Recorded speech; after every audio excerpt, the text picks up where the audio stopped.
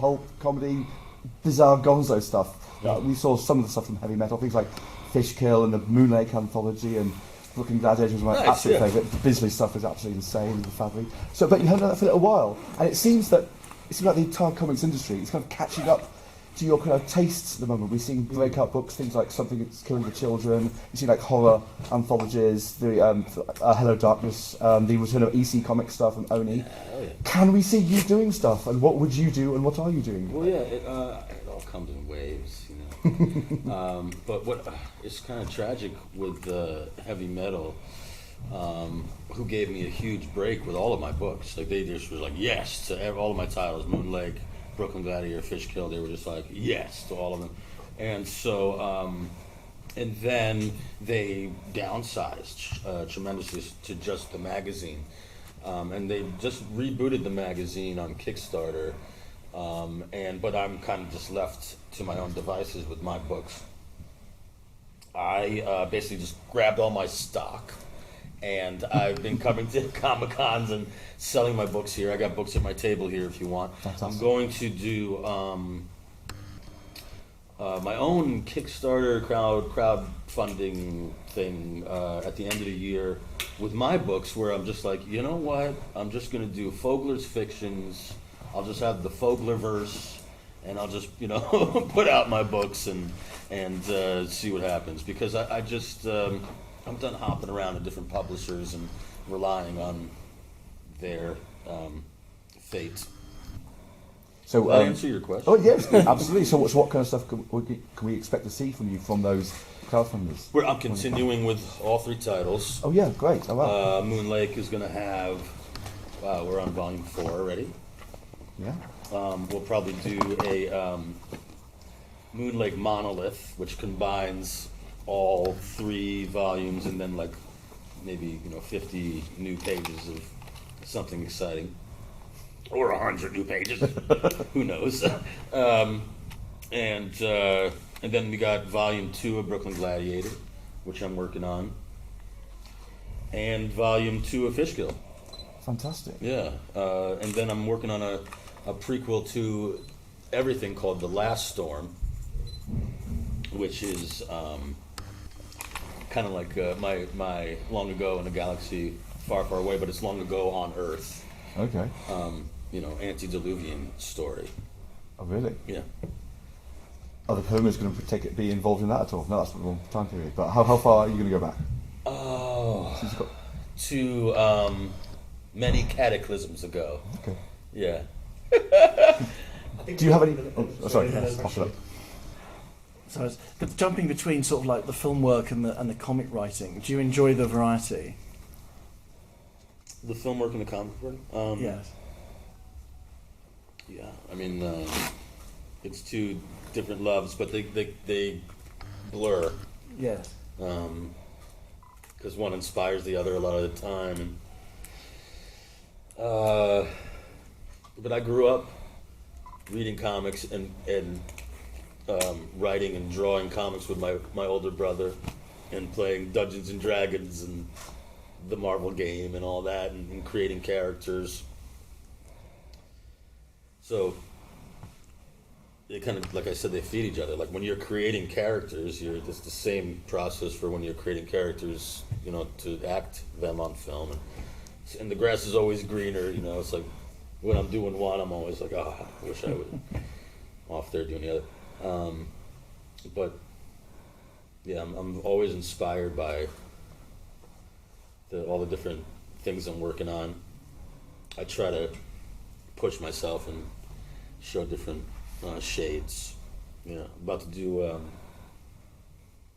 House of the Dragon. Oh really? Yeah, which that'll be fun. Yeah, I mean it should be fun. It is fun. I mean I had a day of shooting so far. I got another week coming up of shooting. Do you have a prosthetic or anything? Sorry? Did you have a prosthetic or anything? A prosthetic? Well, I just... Oh, that's an interesting question. well, prosthetic. Well, around your face rather than anywhere else. right. We're not at that point yet. Not yet. That's later on in the day. I think it's on Sunday, I believe. No, I get to have my own face. That's nice. Yeah. A question from Hannah. Yeah, I was going to ask you about House of the Dragon, but you very kindly led me on nicely. I gave you your little segue there. Yeah. So yeah, what has been the most exciting thing about the project that you've been working on thus far, and what has been a bit of a challenge that you found? Man, it's the same answer, which is I watched the show. This happened to me on The Walking Dead, where I watched the show, and then suddenly you're in a scene with the people that you like. You're like, oh shit, I really like this person's storyline. And then suddenly you're like, oh my god, I'm in this person's storyline. You know? It's so freaking surreal. Especially if you're a fan of their work and you're just like, I'm trying not to fanboy right now. You know, while I'm in this scene with you. Everybody's really sweet and lovely, and it's a well-oiled machine, you know. And it's the best way to describe it is you hear the word elegant a lot. Oh, that's an elegant shot. The lighting is elegant. It's like, yeah, this is an elegant show. You know? So I'm just like trying to get my accent right and stand in where they tell me and say the lines right. And I think we'll have some fun. Yeah, they really set up a beautiful environment to play in. Did I answer your question? Yeah, that's great. Thank you very much. I think Rich had a question. I probably did, but that was a few questions ago. Can I come back in a second? Yeah. I was just enjoying listening. So. And did you have one? Well, I mean, I want to ask you about heavy metal. Did you enjoy? Because it was a lot of creator-owned work, and it was a very impressive run, and you're kind of returning to that. So I guess there's more stories to be told. But were you a heavy metal reader as a kid of the magazine? Huge inspiration. So specifically the movie, Heavy Metal the movie. I saw that like 1,000 times when I was a kid when I shouldn't have. Usually kid. Yeah, when I was, it was on HBO a lot as a kid. It was like, and seeing that, and then seeing the voice cast, John Candy, the guys from SCTV. Pretty amazing, isn't it? Yeah, and just that is just feeling like, ooh, I felt like I owned it in a way, like it was like, there's so much about it that I love, you know, and then of course, as I got older, I wanted to do my homage to that, which is basically Moon Lake, which is my, because I loved how in the movie of Heavy Metal they had the Lochnar, which was the narrator, but also an object, but also the bad guy, you know, it's like, and he just weaves himself throughout the whole, all the different stories which are connected through him, and I was like, ooh, I want to do that too. So I have a narrator, you know, that weaves himself through all the different stories that are seemingly disconnected, but they actually are. Overriding arc. Yeah. So it was a huge influence. Yeah, and it was so cool to say that they were my publisher, you know, for however long they were my publisher. Cool. Did they still owe you money? We can't call that rich. They owe quite a lot of people money. Just saying. You're not at liberty to comment on that at the moment. You can use your imagination. It's my speciality. I think we had a question from Elliot back. Oh yeah, I was going to say, with Fantastic Beasts coming up to 10-year anniversary soon. No shit. Was there a particular moment or memory that you still think about while shooting that at all that pops into your mind so often? Oh yeah. I mean, you sit there and you have all these different, you know, photos of you for autographs, you know, all over your, and each one of them,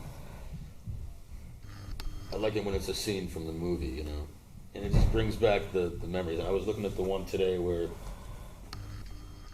it's when I first meet Newt, and the photo is it's me and Eddie sitting on the bench at the bank, and I'm there to get a loan, and I'm nervous, and he's nervous because he's like, where's my fucking niffler? You know, he's like, you know, I just love that. And then it becomes this, basically, I loved all the homages to Like the two of us, you look at us and you're like, oh, that's archetypical, like Abbott and Costello or Laurel and Hardy. You see the two of us together, and immediately you're like, yeah, that's a good duo, you know. Anything where we were just physical comedy, chasing the Niffler, not a lot of lines, you know. Oh man, that slow motion jewelry thing where he does the spell and then he pulls all the jewels back from the Niffler on Park Avenue or wherever we're at. Love all that stuff. Great, thank you. Yeah. A question from David. Just going back to The Walking Dead. You obviously joined that show whilst it was on air. You're already a fan of it. That Sonequa, I know, has talked about that being a very sort of family environment with like how the crew were with everybody, you know, the cast and crew were together. Are you still in touch with people? Something you'd like to go back to, because obviously they've done a few spin-offs of that. I mean, prequels and that sort of thing. Yeah, I could do prequels. Yeah. For sure. Yeah, Greg Nicotero, great captain. Man, so cool. And he's just a legend in special effects. Like, everything that scared you as a child, he probably had his hand in that, you know? And so inventive, just watching him work on set, like, just figuring it out.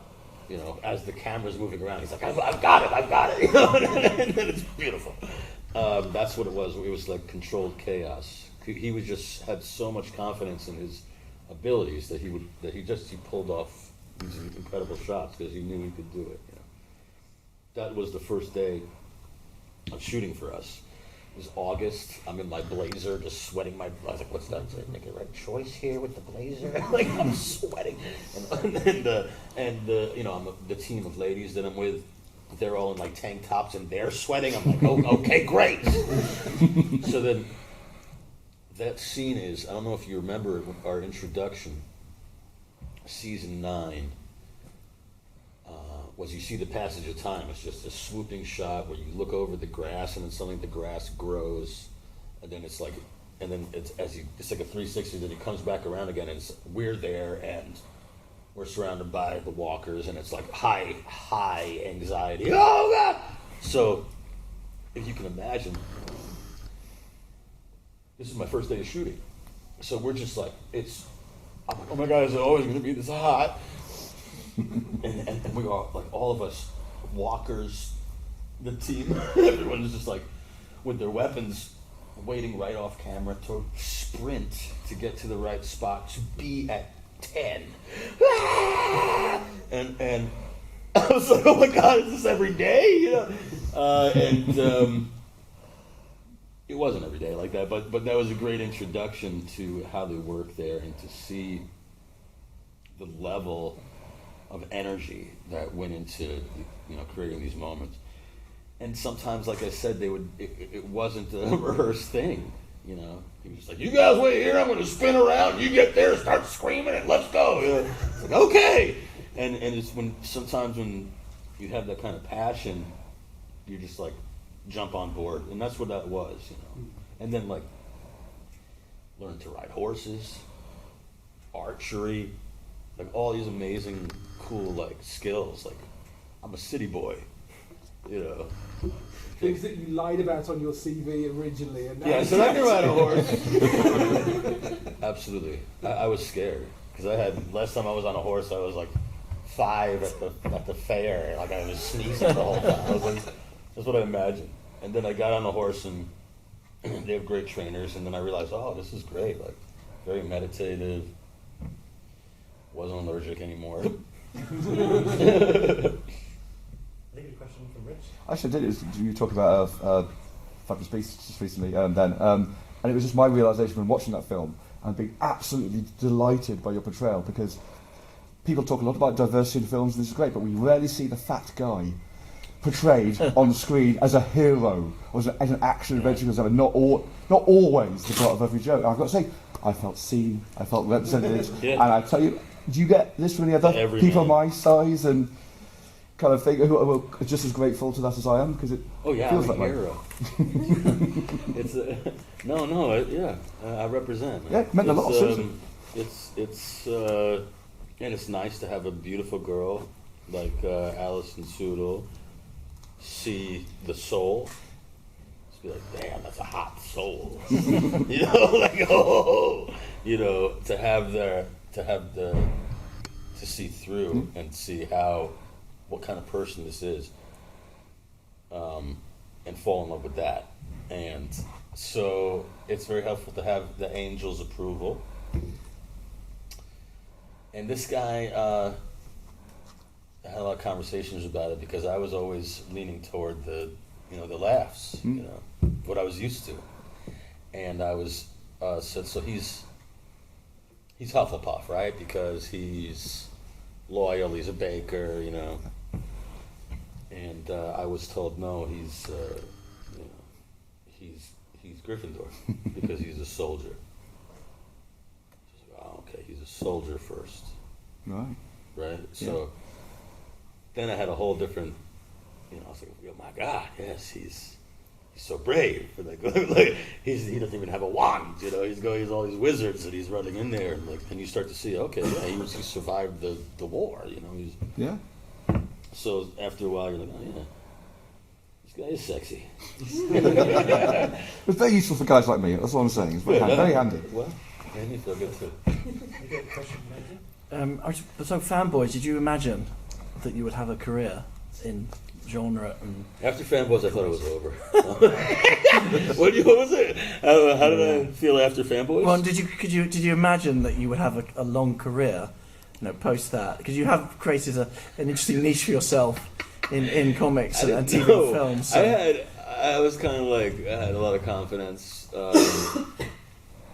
I was coming off of a Tony win, so I won the Tony Award, and I was just like, dreams can come true. So basically, I got this role as Hutch, and I was like, oh my God, this movie is like, I'm basically paying homage to everything I loved as a kid, like he's like the ultimate fanboy, and so it was such a joy to do all the impressions and get back and go back and just be like, oh man, what did I love as a kid? And then fill my trailer with all the posters on every surface. Got back into buying comic books after that. I wasn't really thinking about the career. Fair enough. I was thinking about. I had teachers that told me like, listen, just keep doing what you're doing. You're going to work for a long time. So when I saw that, wow, that door just got kicked down. And this door just got to get kicked down. I guess it's possible, and then you start just dreaming bigger and bigger, and then, like, I just assume that as long as I keep hustling, there's going to be work out there. Cool. Yeah. Hello? You mentioned about dreams coming true.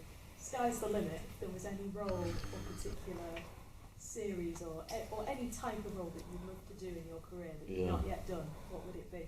I mean, still going along the same road as paying homage to things that I love and directors that I love. I got to work with Mangold recently on Complete Unknown, and so that ticked off a lot of boxes. I really want to work with great directors that I grew up loving.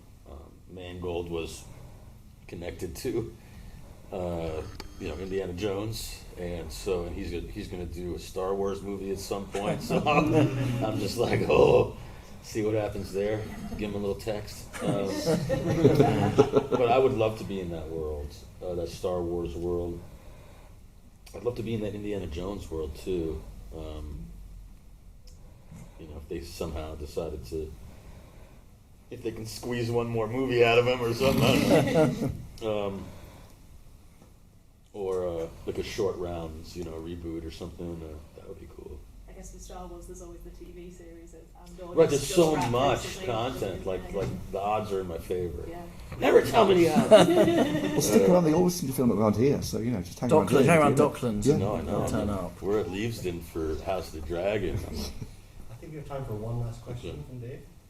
Okay, so you've established you've been in a number of big franchises or big fandom shows, and you're also kind of a geek yourself.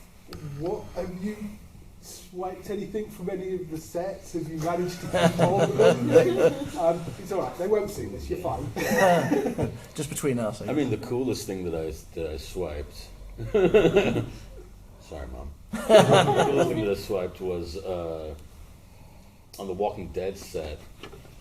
I got to keep the jacket that I, spoilers, died in, and the weapon. The replica weapon that I had, which was so cool. I had this motorcycle mace It thing. was. Yeah. Yeah. Oh my god! They let me keep the the wooden lighter one, which was so cool.